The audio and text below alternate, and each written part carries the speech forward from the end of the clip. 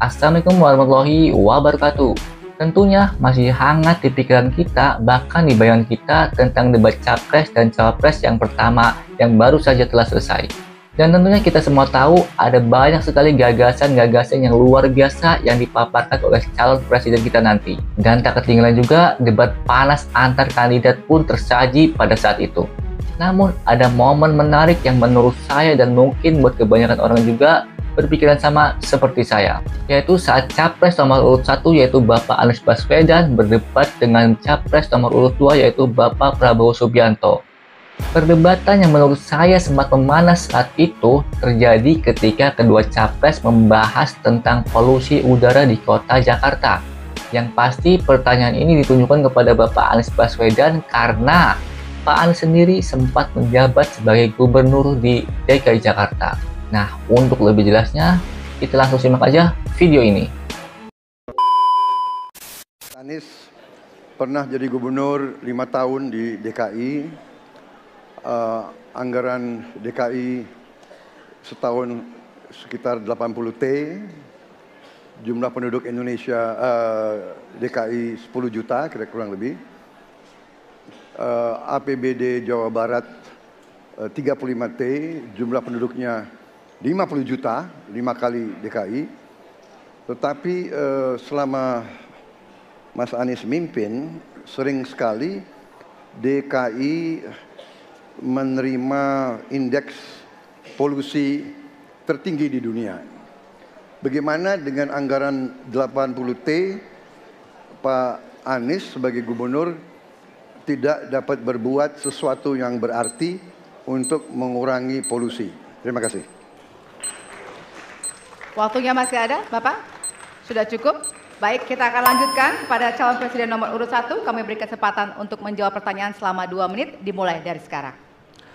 Pak Prabowo, terima kasih atas pertanyaan yang bagus, tetapi kurang akurat. Saya akan jelaskan, Pak. Ketika satu daerah mengatakan di tempat kami tidak ada COVID, di tempat kami COVID banyak, lalu yang tidak ada COVID kami tanya, kenapa tidak ada COVID? Nah, kami nggak punya alat testing, Pak. Karena tidak punya alat testing, maka tidak ada COVID.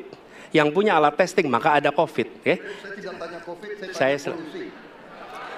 Boleh saya selesaikan dulu? Ya. Jadi, apa yang terjadi? Di Jakarta kami memasang alat pemantau polusi udara.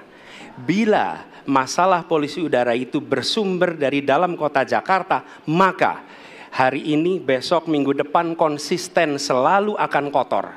Tapi apa yang terjadi? Ada hari di mana kita bersih, ada hari di mana kita kotor. Ada masa minggu pagi, Jagakarsa sangat kotor. Apa yang terjadi? Polusi udara tak punya KTP. Angin tak ada KTP-nya.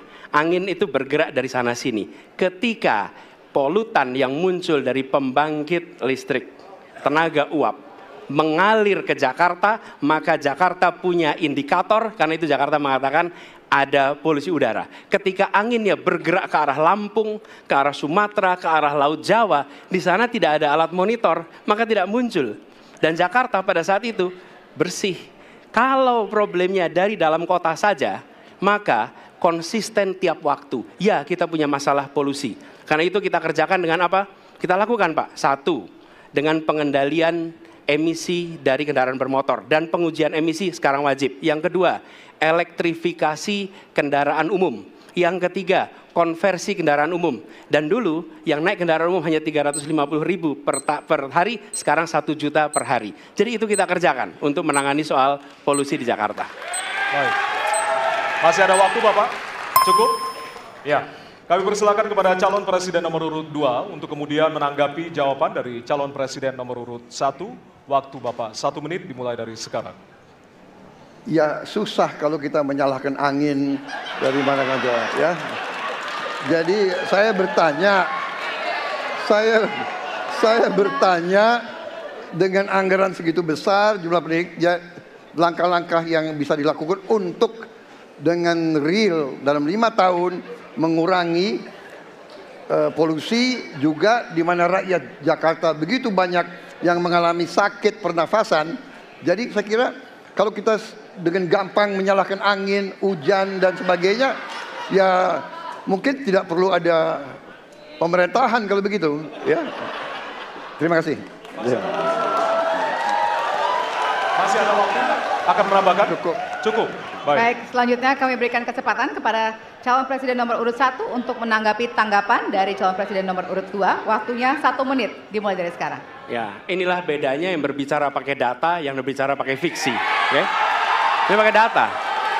Jadi ketika ditentukan, ya memang ada sumber polutan dari dalam kota. Tapi kalau sumber polutan itu hanya dari dalam kota, maka Pak pakai logika sederhana sekali. Jumlah motor dari hari ke hari sama, jumlah mobil dari hari ke hari sama. Maka harusnya angka polusinya sama setiap waktu. Betul tidak? Tapi jumlah motor sama, jumlah mobil sama, ada kita sangat polusi. Ada sisi sangat tidak polusi. Nanti kalau perlu saya kirimkan gambar satelitnya kepada Bapak. Supaya Bapak bisa menyaksikan. Dan inilah mengapa kita mengambil langkah itu pakai ilmu pengetahuan, pakai data, dan menggunakan saintis untuk terlibat. Kalau tidak pakai itu, maka nggak akan ada langkah yang benar.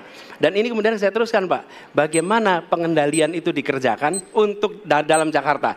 Jika saya terpilih presiden, maka yang luar Jakarta saya kendalikan juga Pak. Baik. Terima kasih. Ya.